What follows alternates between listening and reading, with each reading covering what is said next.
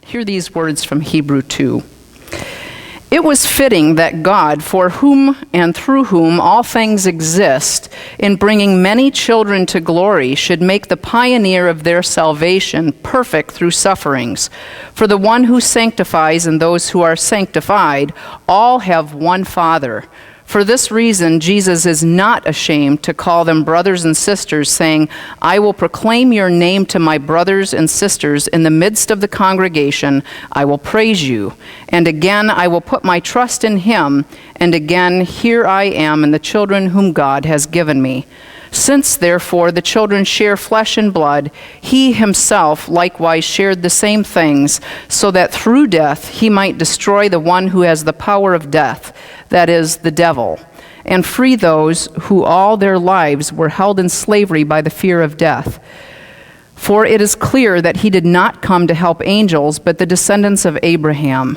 Therefore, he had to become like his brothers and sisters in every respect, so that he might be a merciful and faithful high priest in the service of God, to make a sacrifice of atonement for the sins of the people, because he himself was tested by what he suffered. He is able to help those who are being tested. This is the word of the Lord. Thanks be to God.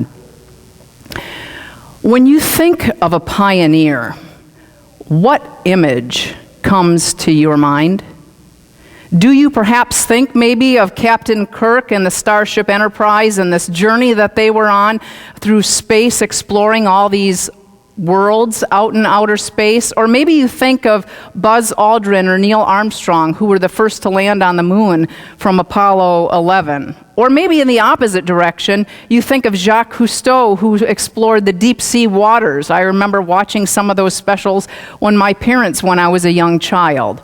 And maybe not in the high skies or in the outer space or in the deep sea, but maybe somewhere in between. A land pioneer, perhaps like Lewis and Clark or Christopher Columbus, or maybe Daniel Boone, if you remember those stories. Or maybe even not in that sort of realm, but maybe a pioneer in a completely different sense, something more abstract, perhaps like Jackie Robinson, who paved the way for people of color to play professional sports in baseball and in other sports.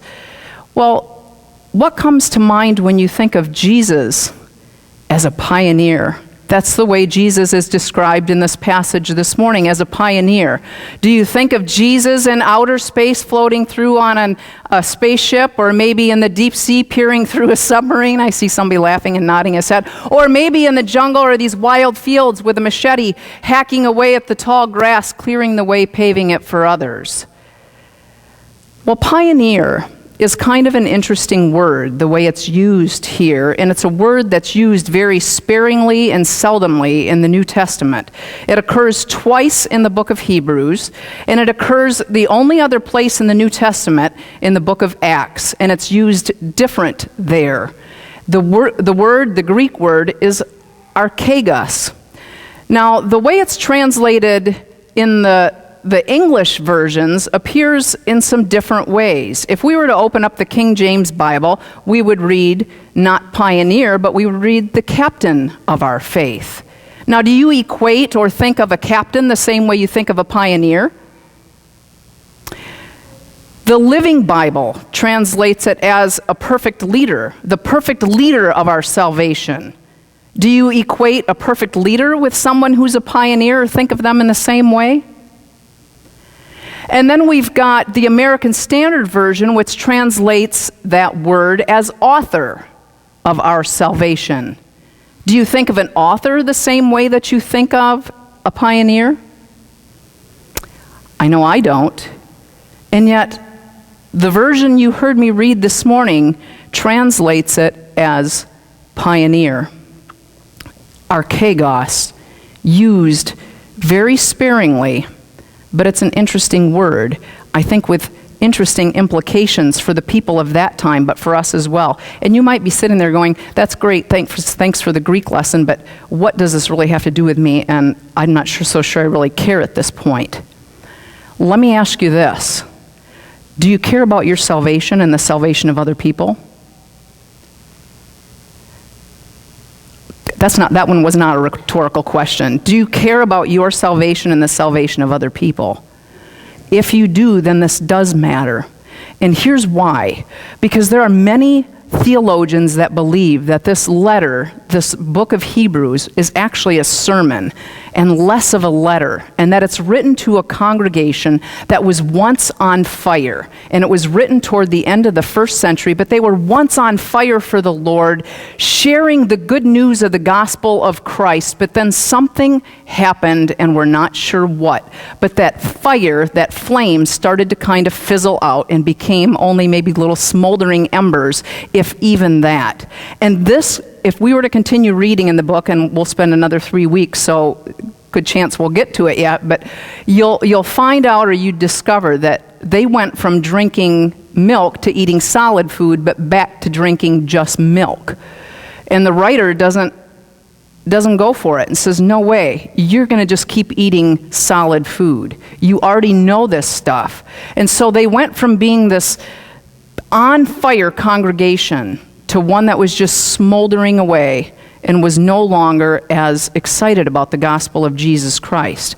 And so this sermon is written trying to rekindle that fire, to encourage them to reclaim what they know, but not only just to reclaim it, but to live it so that it has an impact not only in their congregation, but the churches around them and the communities around them. And I wonder if perhaps it might have the same impact or effect for us, to rekindle something within us so that Greater Grand Rapids can see that we are a church that's on fire for the Lord.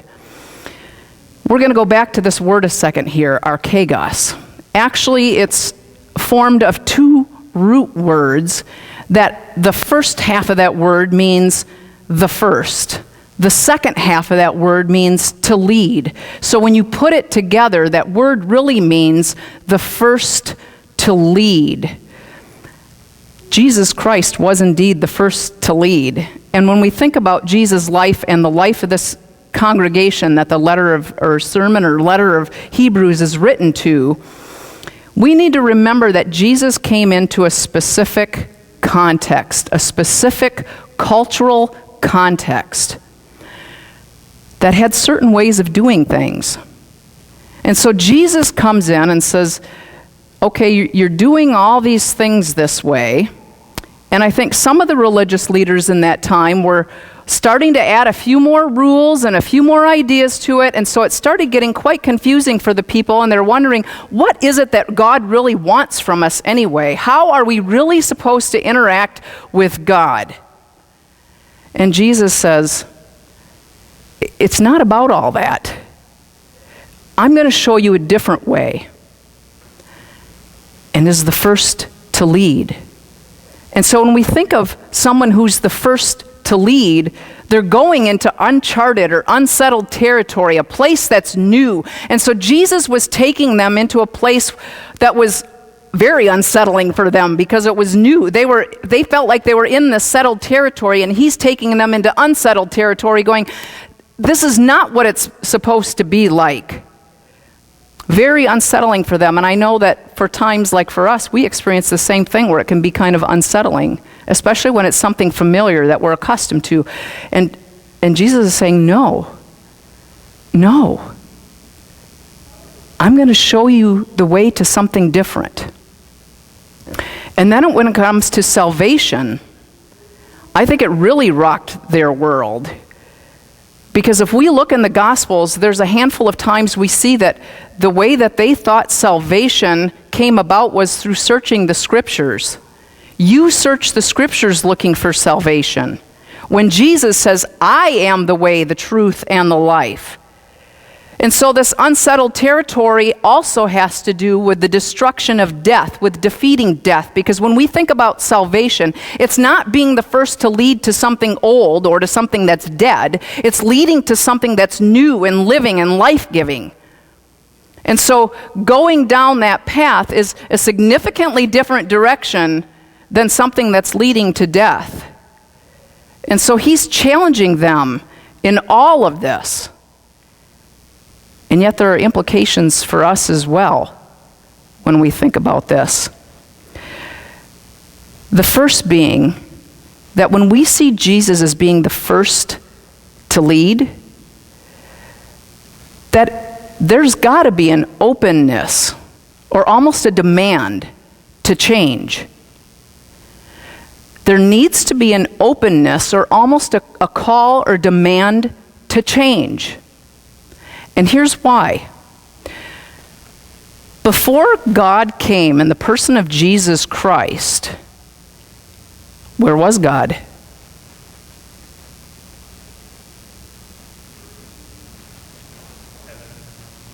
Okay, in the heavenly council. When God came in the person of Jesus Christ, incarnate, in flesh, something changed. It was different, right? Do you think that change was comfortable and easy? I don't. I think it would have been much more comfortable and easy if God didn't come in the flesh, for God's sake anyway, just to stay there. Because when I look at Jesus Christ coming in the flesh, I don't think becoming a baby, going through the growth process, becoming a teenager, and then enduring suffering, and then being crucified, and then being buried, and spending the next 3 days in a tomb, and then rising from the dead, and then ascending is anything comfortable. That's the furthest thing from comfortable that comes to my mind. So there's got to be an openness to change, or almost a call to demand to change for us as well. Because as people look who are not part of a church or part of the church, they can often look and see this archaic structure that's stuck in its ways and unwilling to change and become something new. And someone who's the first to lead, a pioneer, is going to pave a way to something new, which requires change. And I'm thankful because you have been willing to explore change, even when it's meant failing at attempting change. You've been willing to do that. And that says a great deal about you and where you're at in your relationship, not only with God, but together as people. Because to have permission to fail is a gift. And many people fear change and what it might possibly bring. And then we also see something with Jesus Christ that I think is helpful for us.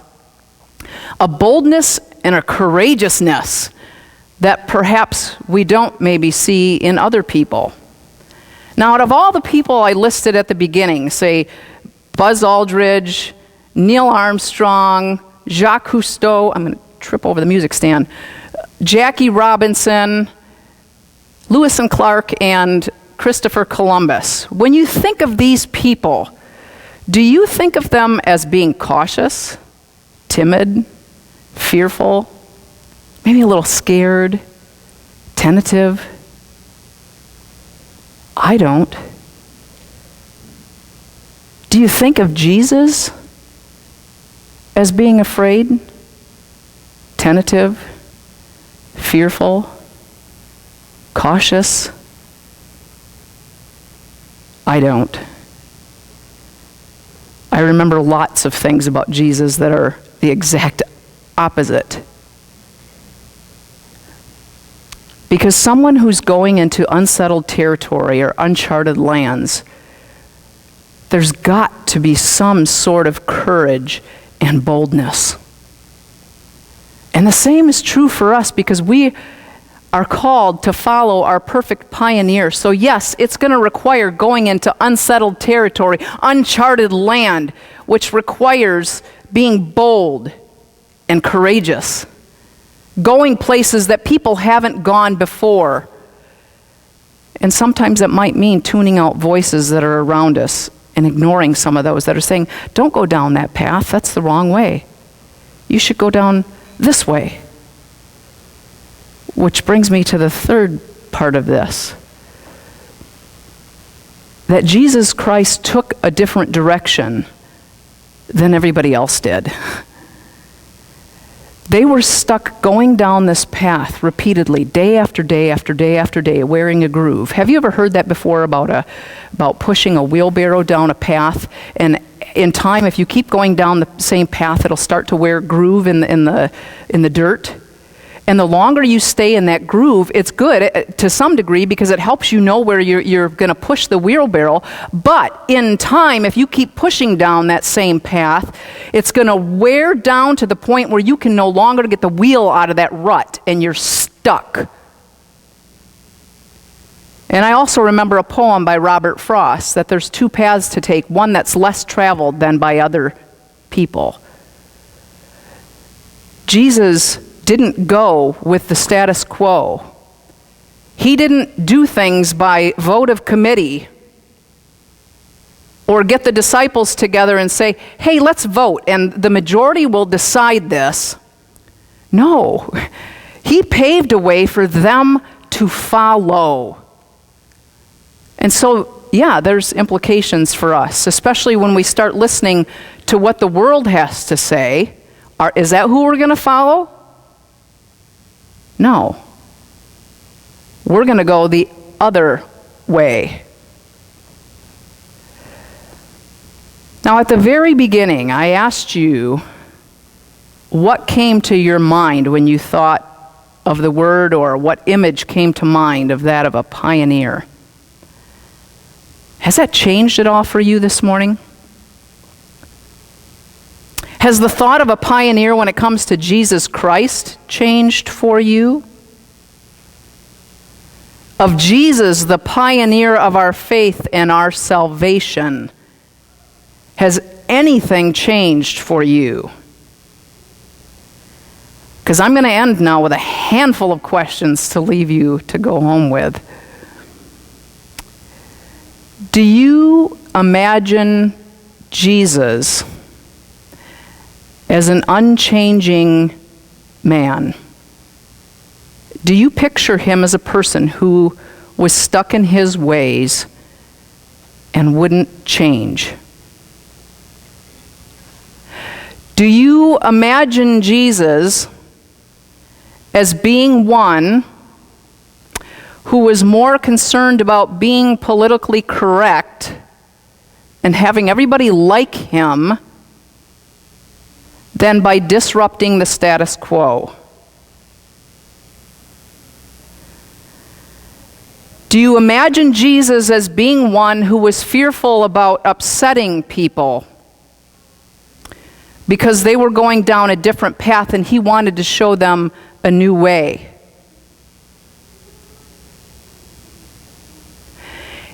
If this is your image of Jesus Christ, I have to stop and wonder if perhaps you're having a difficult time in your relationship with Jesus Christ right now.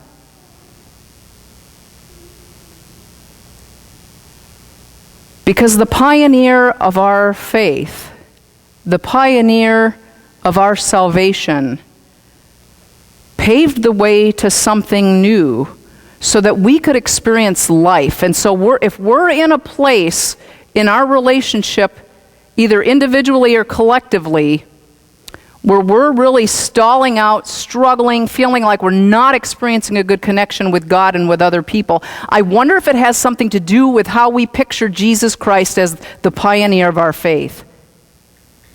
And if something might be a little bit off in that image or that picture. And if it is, Jesus says, come to me. Come to me. I will rekindle that flame within you. I will rekindle that within you. But you know what? Here's where I think it's even more exciting. Because it's not meant to be just this personal me and Jesus kind of thing, or about rekindling that flame strictly between me and God, restoring that connection. But it's meant to have far-reaching implications on other people. And so let me paint this picture or this image for you, especially when we think about Pentecost and these tongues of fire, since we're talking about an image of rekindling a fire. If you were to look around, I want you to imagine a tongue of fire resting on every single head of the person next to you and the people around you. And this is representing all these people who are on fire for the Lord, who are living this life with Jesus Christ at the center, and they're on fire, and this thing is just, not only it's kindling, but it's just full out blazing, and it's roaring. Can you imagine the impact it's going to have on the greater Grand Rapids community if that's what people experience when they come here? If that's what people experience when they encounter you, wherever you live, wherever you shop, wherever you work, wherever you go to school, can you just imagine?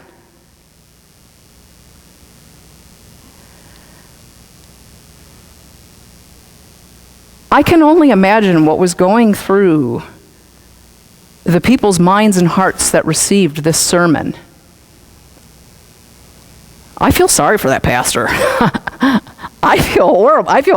Being in that pastor's shoe, giving messages like that are horrible. Like coming to your congregation and saying, you know, you guys were once on fire. Can you imagine me coming to tell you, you were once on fire? What happened? You're just not. Like there's nothing.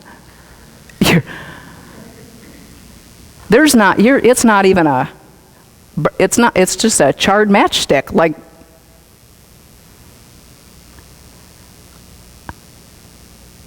you're on fire. I see it in the way you come to worship, in the way you interact not only with people here, but the different ways that you're involved in the community. And nothing excites me more, because when people ask me about the church where I serve, I get to brag on you. Or they'll ask, where is your church? And they're looking for the answer, or for me to say, well, it's on the corner of Forest Hill and Burton. It's at 2400 Forest Hill Ave, Southeast. But you know what I say? No, my church is at Gentex. It's at GE Aviation. It's at Sunrise Assisted Living. It's at Meijer, where I know a lot of you end up getting groceries at the same time. Because the church is where we are with other people, because we are the church. It's not this building. So that's how the fire spreads.